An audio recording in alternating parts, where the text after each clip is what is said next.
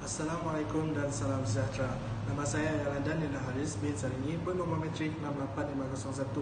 Kami akan membentangkan hasil proposal yang telah kami bincang di dalam bahagian yang telah kami pilih. Oleh itu, untuk memulakan pembentangan, saya akan memulakan pembentangan ini di dalam bahagian pengenalan projek, iaitu sejarah perkembangan sastra di dalam bahasa Inggeris di Tanah Melayu. Menurut Muhammad Qayyum 2008, perkembangan pergerakan dan penulisan di dalam bahasa Inggeris bermula di Singapura di dalam era penjajahan British. Hal demikian kerana Singapura merupakan pusat pentadbiran utama British secara spesifik. Universiti Malaya Singapura telah memainkan peranan yang sangat penting terhadap perkembangan penulisan sastra di dalam bahasa Inggeris di Tanah Melayu. Secara perbandingan, perkembangan penulisan sastra di dalam bahasa Inggeris di Malaysia agak lesu berbanding dengan negara-negara bekas jajahan British yang lain seperti India, Afrika Selatan dan Singapura. Titik permulaan perkembangan sastra dan penulisan bahasa Inggeris di dalam Malaysia ialah pada awal tahun 1947 sehingga tahun 1948, iaitu selepas pendudukan Jepun. Namun, sehingga tahun 1950 hanya terdapat satu penerbitan hasil karya Wang Gungwu dengan karyanya Pulse. Keadaan ini sangat berbeza dengan India, iaitu salah satu negara bekas jajahan British tadi. Seterusnya, menurut Qayyum lagi, Malaysia sudah mempunyai barisan penulis-penulis karya sastra di dalam bahasa Inggeris yang profilik dan diiktiraf di peringkat antarabangsa. Contohnya, Shirley Giok Lim Lim merupakan wanita Asia yang pertama menerima anugerah bagi penulis Commonwealth untuk buku pertama terbaik 1980. Koleksi puisi tersebut adalah Crossing the Peninsula and Other Poems.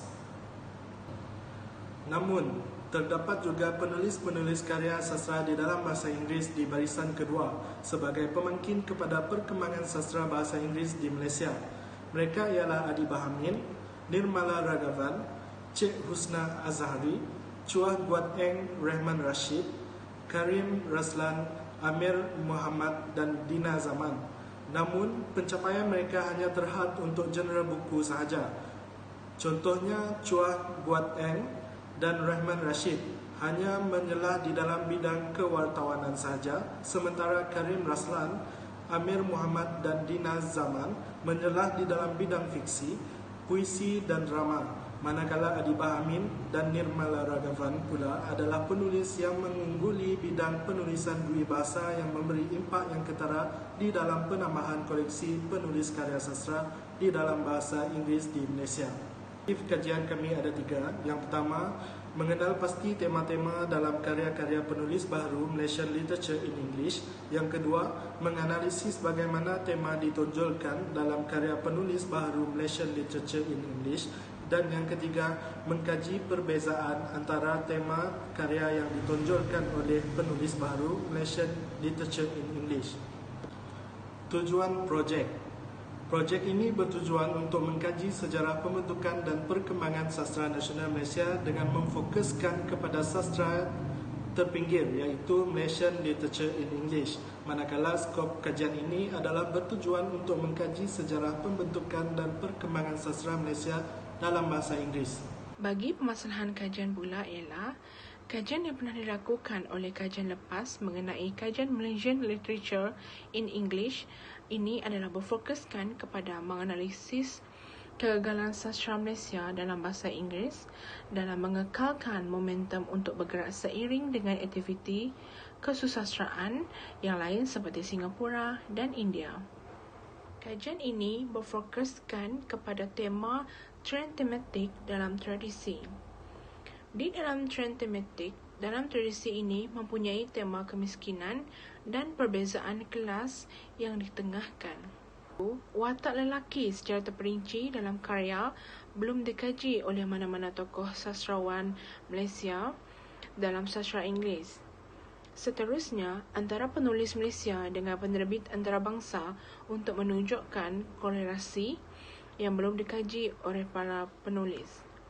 Di samping itu, menjurus kepada penglibatan penulis kaum lelaki di dalam mengolah watak mereka di dalam karya mereka yang belum dikaji dalam sastra English. Dalam kajian ini, pengkaji memfokuskan kajian mengenai tema-tema dalam karya yang ditulis oleh penulis baharu Malaysian Literature in English.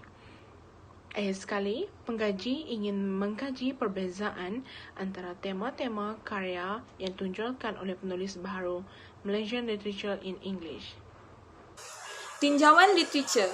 Rumusan daripada semua artikel yang berkaitan sastra Malaysia dalam bahasa Inggeris yang telah kami kaji menunjukkan pelbagai perbezaan dari segi konsep seperti konsep sastra kebangsaan dengan sastra bukan kebangsaan, konsep kekeluargaan dan sebagainya. Seterusnya, daripada kajian ini juga, pengkaji mendapati pengkaji lepas menggunakan pelbagai kaedah untuk membuat kajian. Antara kaedah yang digunakan ialah kaedah kualitatif, kuantitatif, deskriptif dan kajian perbandingan. Seterusnya, hasil kajian mendapati sastra Melayu diterima sebagai sastra kebangsaan. Bagaimanapun, sastra lain yang bersifat sukuan diterima sebagai sastra Malaysia. Metodologi kajian. Reka bentuk kajian ini adalah kualitatif deskriptif yang menggunakan kaedah temu bual dan penganalisian teks. Kaedah kualitatif. Kaedah ini merupakan kaedah yang akan melibatkan dari segi aspek temu bual, iaitu proses ini akan melibatkan perbualan di antara pengkaji dan penyelidik berdasarkan soalan-soalan kajian yang bertujuan untuk mendapatkan maklumat yang relevan. Pengkaji telah menemubual beberapa sastrawan negara yang terkini, iaitu yang terbaru. Temubual ini telah dibuat secara lisan, iaitu perbualan di mana jawapan akan direkodkan menggunakan telefon bimbit, pita suara, dan sebagainya. Pengkaji akan menggunakan aplikasi Zoom untuk menemubual sastrawan tersebut. Oleh itu, selepas temubual ini, dapatan kajian dapat diperoleh daripada informan dan dapat diperkukuhkan lagi. Proses penganalisian data. Pengkaji telah memperoleh beberapa data semasa kajian sedang dijalankan. Pengkaji mendapat data tersebut daripada perkongsian beberapa sastrawan negara yang baru, iaitu Tesh Au, Tan Tuan Eng, Ho Sok Fong, Mariam Lee, Yang Zichu, Shih Li Kau, Hana Alkaf, Dina Zaman, Felicia Yap, Amir Muhammad, Zhen Chu, Steven Steele, dan Heidi Samsudin. Apabila data telah diperoleh, data tersebut seterusnya dikaji mengikut objektif kajian, iaitu mengenal pasti tema-tema dalam karya penulis baharu Malaysia Literature in English, menganalisis bagaimana tema-tema ditonjolkan dalam karya mereka dan mengkaji perbezaan antara tema-tema karya yang ditonjolkan oleh penulis baharu Malaysia Literature in English. Saya akan membentangkan jadual rancangan pelaksanaan projek kajian kami.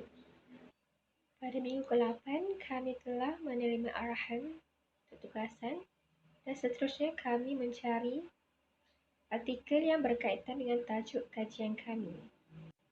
Pada minggu 8 dan juga minggu ke-9 juga, kami menganalisis artikel yang kami jumpa. Minggu ke-10 pula, kami menentukan objektif kajian, memilih tajuk dan kaedah kajian bagi projek kami. Seterusnya, minggu ke-12 pula, kami mengumpul bahagian tugasan antara ahli kumpulan dan seterusnya membuat persediaan untuk pembentangan. Akhir sekali, minggu ke-13, kami membuat pembentangan kertas kerja.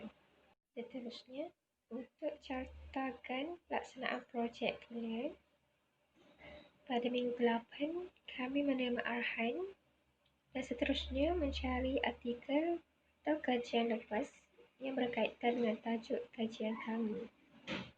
Pada minggu ke-9 dan ke-10, kami membuat objektif kajian. Seterusnya, pada minggu ke-11 pula, kami membuat draft kertas kerja dan mengagihkan bahagian tugasan serta mengumpulkan kembali bahagian masing-masing dalam kumpulan. Minggu ke-12, kami membuat persediaan untuk pembentangan kertas kerja. Akhir sekali, minggu ke-13, kami membuat pembentangan kertas kerja. Seterusnya ialah anggaran kos. Anggaran kos ini adalah anggaran kos yang akan dikeluarkan semasa projek ini dilaksanakan. Perkara yang pertama adalah logistik. Data muda ahli akan digunakan oleh kesemua ahli iaitu sebanyak 6 orang. Data muda ahli digunakan sebanyak RM30 iaitu sebanyak 15 GB seorang dan semuanya berjumlah 180. Yang kedua adalah kertas A4 iaitu berjenama IK Yellow.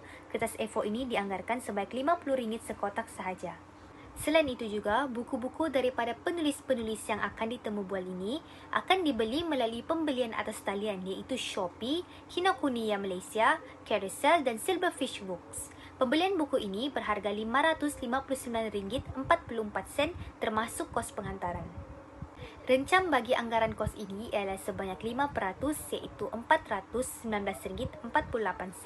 Dengan ini menunjukkan jumlah keseluruhan anggaran kos ini ialah berjumlah RM8,808.82.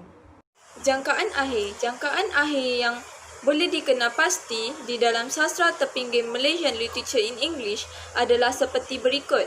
Yang pertama, terdapat beberapa tema yang ada di dalam Malaysian Literature in English yang telah dikenal pasti. Yang kedua, projek ini menonjolkan tema-tema yang terdapat di dalam karya penulisan penulis baharu Malaysian Literature in English. Yang ketiga, pengkaji dapat membezakan tema-tema yang digunakan oleh penulis baharu Malaysian Literature in English.